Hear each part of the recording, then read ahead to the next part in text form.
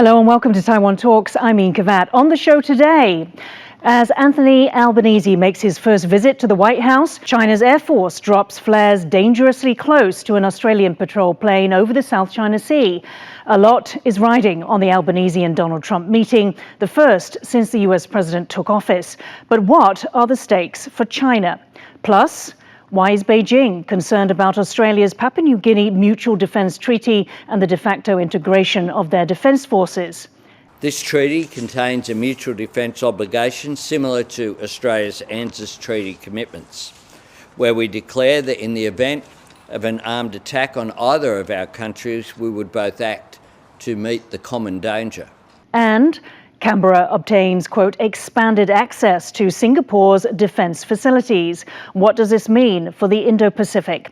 To discuss these stories and more, we're joined by Andrew Phelan from Melbourne in Australia, former Australia-China Council scholar and member of the Victoria State Council of the Liberal Party, and Hsiao-chuan Liao, National Taiwan University Department of Political Science Associate Professor and Ocean Affairs Council Expert Advisory Member, and finally Ronan Fu, Academia Sinica Institute of Political Science Assistant Research Fellow. Welcome to the show, Andrew, for the first time, and welcome to my guests in the studio. Australian Defence Minister and Deputy PM Richard Marles had this to say about China's jet fighters dropping flares dangerously close to an Australian patrol plane over the South China Sea. Watch. Having reviewed the incident very carefully, we've deemed this to be both unsafe and unprofessional. Now, let me be completely clear that our aircrew are safe, and the plane was able to land perfectly safely, and it has not been damaged in any way. But we have sought now, in instances of this kind, to have a very set procedure. So firstly, we are making the incident public. Secondly, we have advocated or raised this issue with the Chinese embassy here in Canberra, and we have also made representations via our embassy in Beijing. Andrew, coming to you first, what do you make about the timing of this incident? Well, the timing's very interesting, given that the Prime Minister has just touched down an hour or so ago in the United States ahead of his meeting with President Trump tomorrow. Of course, this is not the first, and I suspect it won't be the last of such incidents. You know, in the past we've spoken about the PLAF, being the People's Liberation Army Air Force, throwing chaff at the RAF, the Royal Australian Air Force. In this case, it was flares, and our Air Force doing a surveillance flight over the South China Sea has taken evasive action. But as our Deputy Prime Minister has said, this is once again an example of unsafe and unprofessional conduct by the PLAF. So this incident, there was a very similar one in February of this year. Yes. That was the latest one. And then it was followed by China's live fire drills in the Tasman Sea, completely unannounced, and then a circumnavigation for the very first time around Australia. Yes. Do you think that we can expect something similar this time?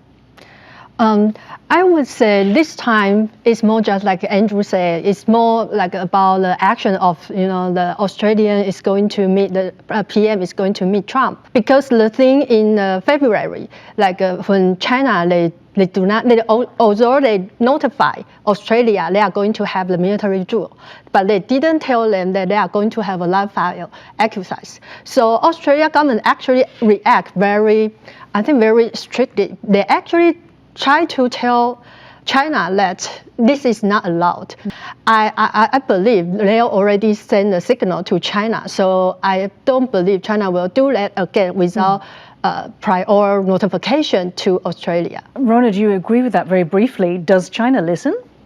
I agree that it's a signaling mechanism utilized by China. I also think that China has to think about the potential implication for the incoming meet with Trump.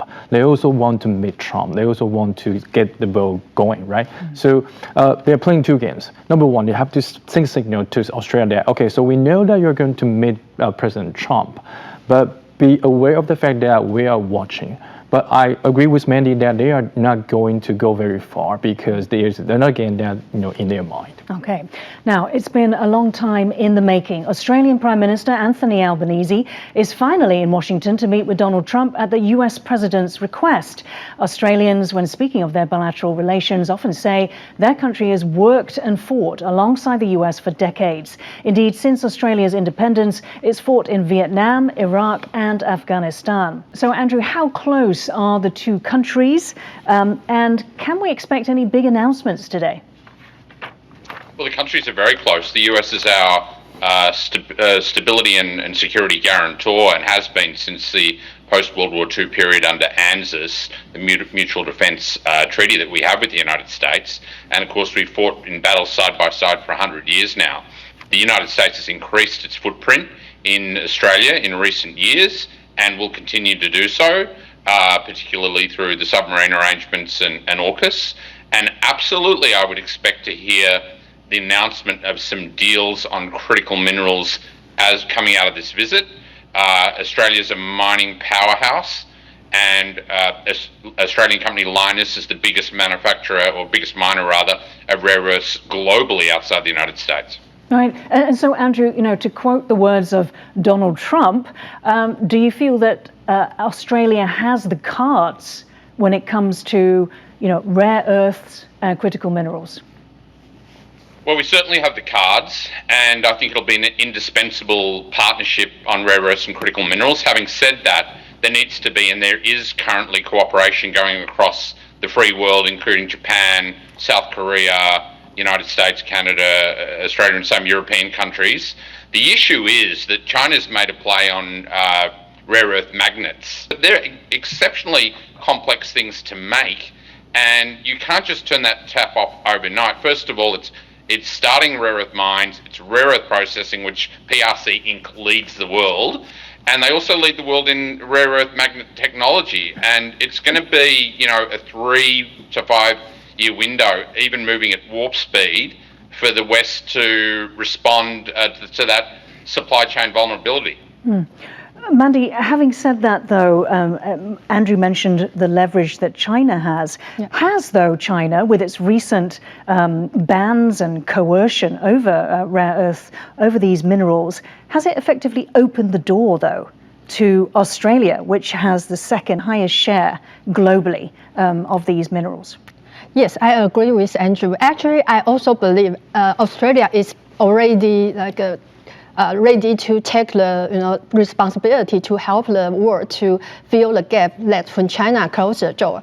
I think it's this summer when I met with Australia, some officials, they came to Taiwan. They actually tell us if Taiwan really need help, then they are ready to even set up the rare earth storage. China, they don't care about the cost for the environmental protections. So they have this kind of like a high share of the world.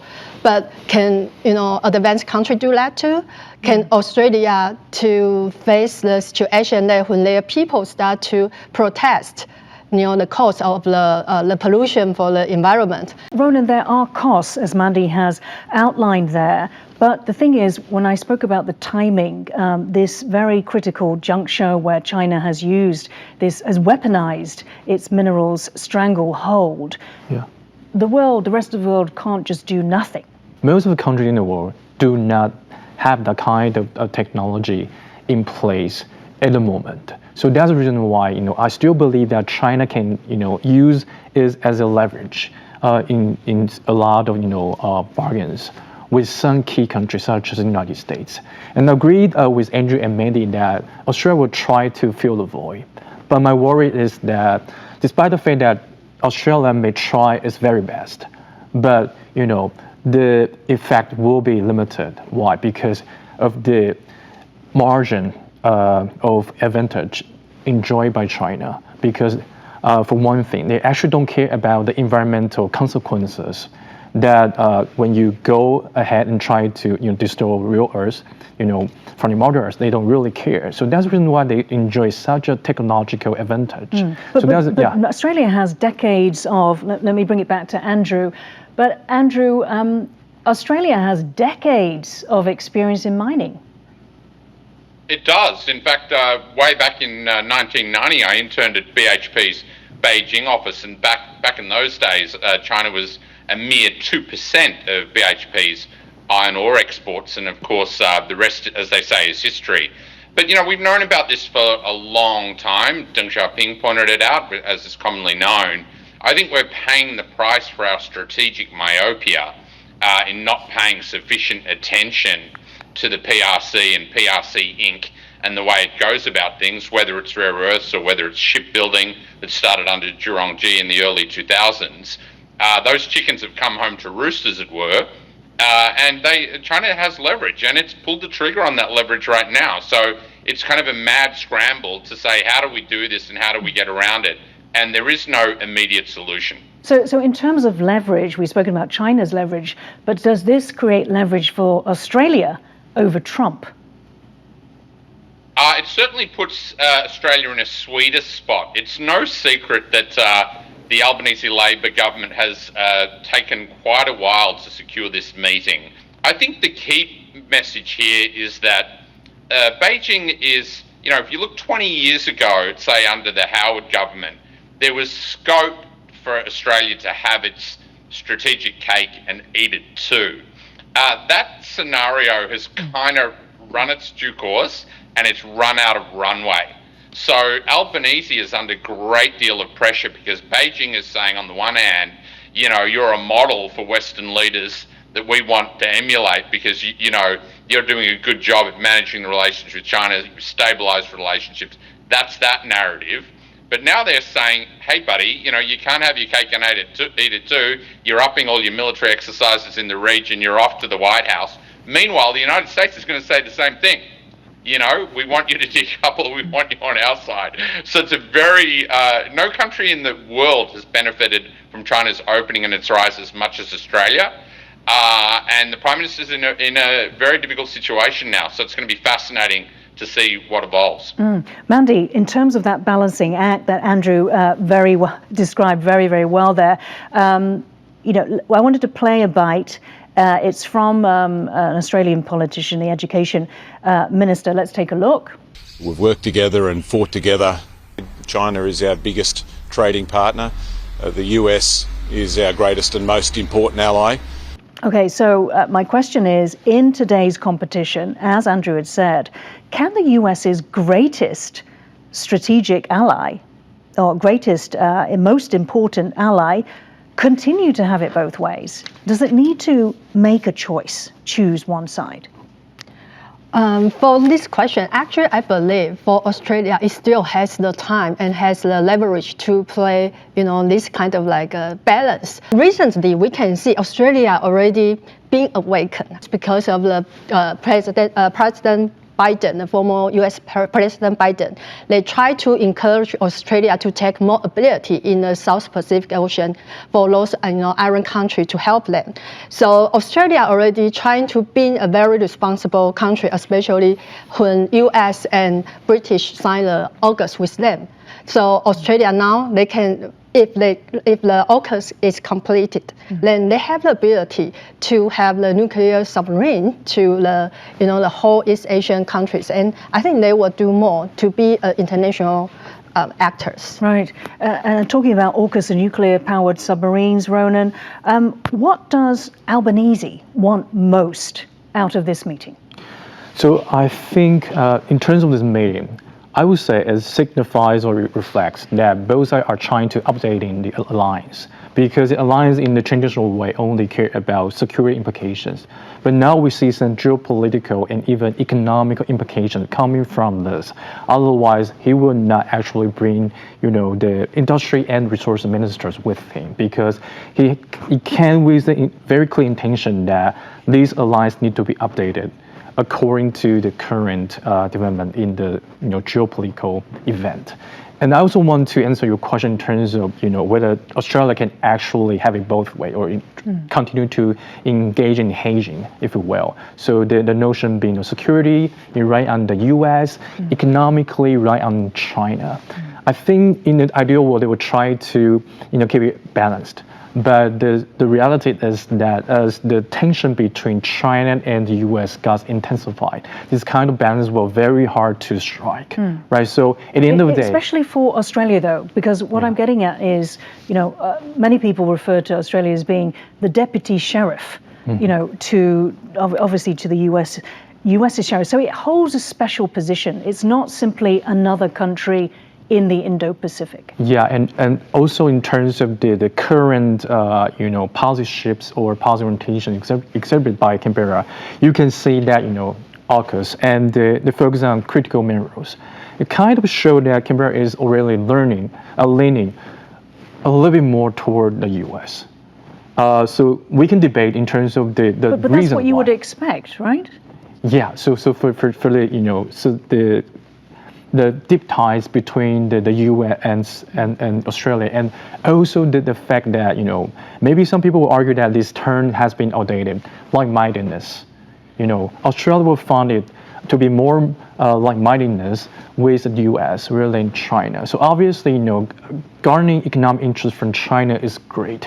But if it comes with some sacrifices or some at the expense of something that they hold dear to, then they will think twice. So that's the reason why they are put in a very difficult decision. And I would say that if they have to choose, they probably will be choose to sit on the American side.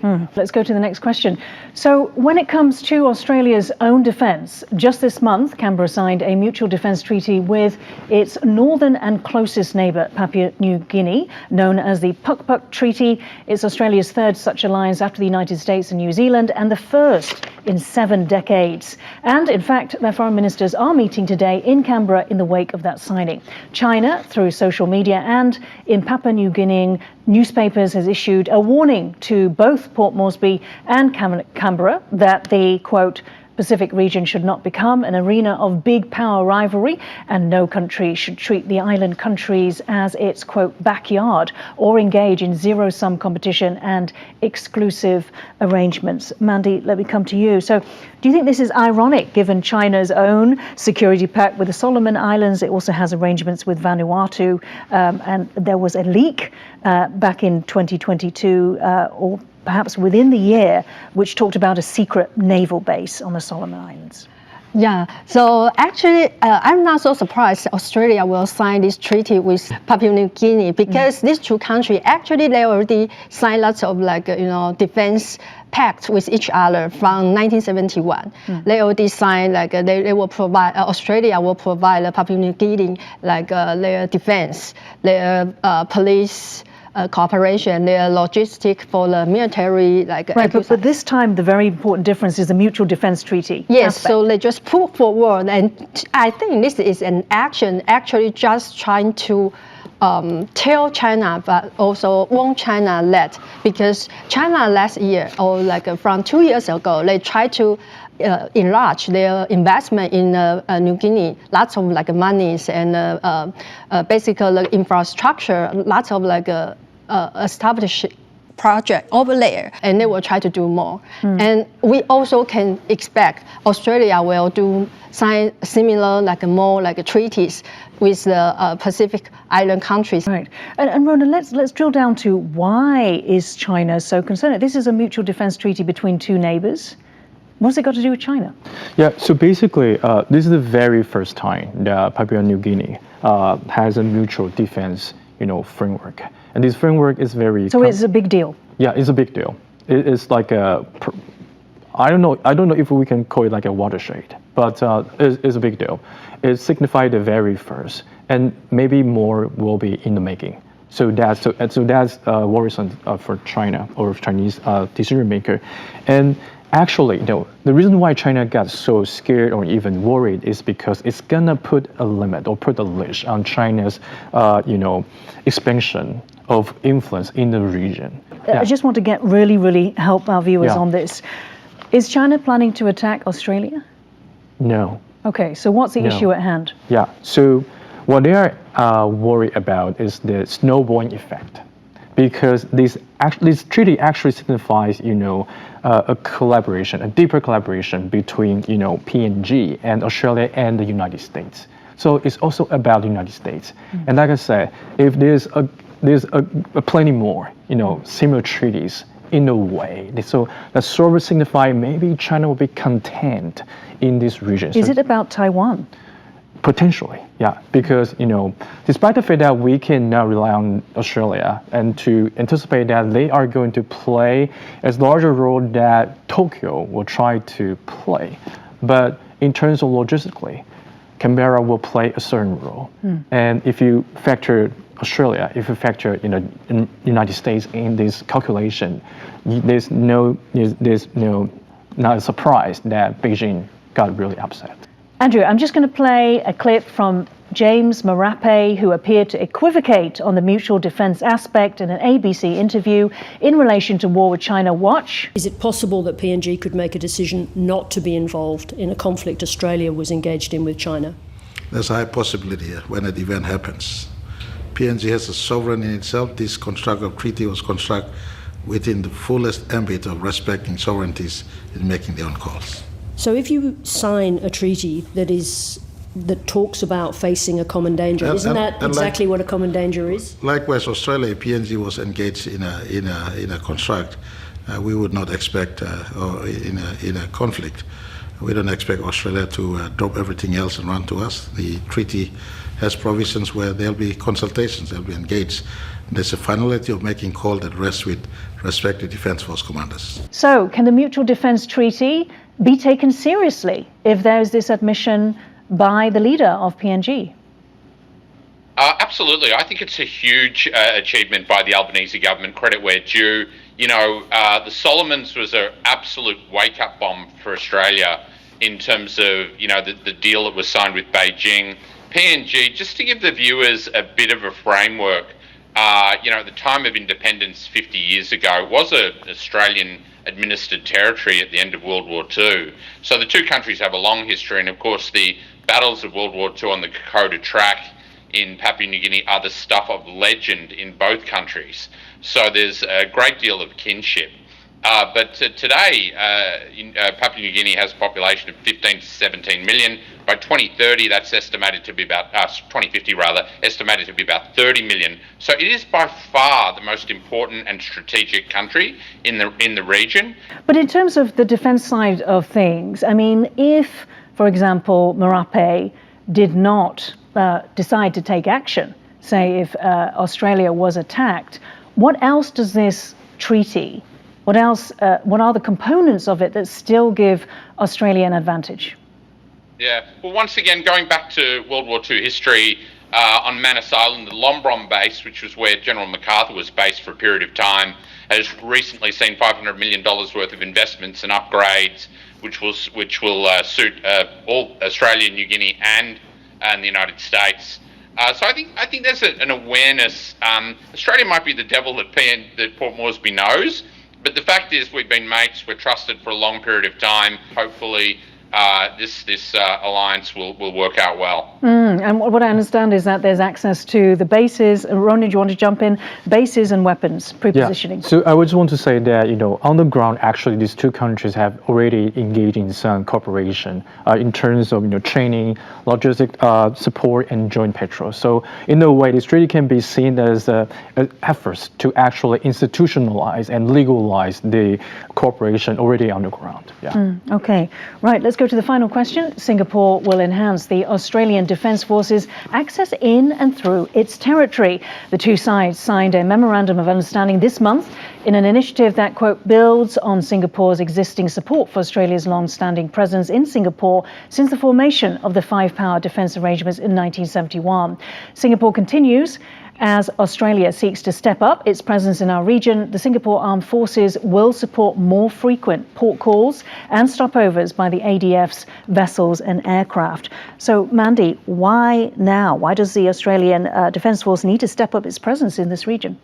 Yes, I think we can still look at this event from the perspective of the geographic arrangement, because when we look at Australia, and just like we mentioned about already signed treaties with the PNG, and now it's the Singapore to upgrade their cooperations to become, they call a comprehensive strategic partnership 2.0.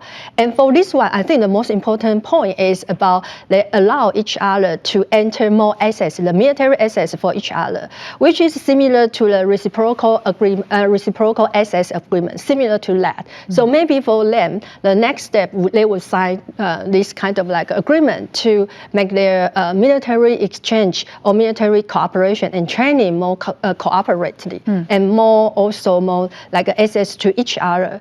And this, so in terms of the access to that Australia will have Singapore, I mean, what are the key defense bases? Is it Changi Naval Base? Is it the Malacca Strait? It's actually they are trying to co-build the military training bases in Australia because Singapore, although they have very good, they have very good like navy and also they don't have the space, do they? Yeah. But Ronan, I don't think China's worried about Singapore, are they? They're worried about Australia and possibly the US. Is that correct? What does this give Australia? Either in peacetime or in wartime? Yeah, so basically, everything boils down to the key sea lanes controlled by Singapore. And the fact that Singapore is willing to work with Australia and the United States actually is a warning sign, in the eyes of in the eyes of Chinese decision makers. And so, let alone the deeper cooperation between the Singaporean and Australian navies, right? So on the one hand, it's a key strategic location. On the other hand, is a willingness to actually engage in actual collaboration. So it's not just about the site; it's the actual on-the-ground cooperation. Okay. Sometimes it signifies a willingness in the region that perhaps there are some other countries in the region that are also willing to engage in this kind of cooperation. I want to thank firstly Andrew. Online joining us from Melbourne. Thank you very much. Mandy Xiao and Ronan Fu in the studio. If you liked our show, please search for us on YouTube. Give us a thumbs up and hit subscribe to our channel. Thank you for watching the show today. Stay safe and see you next time.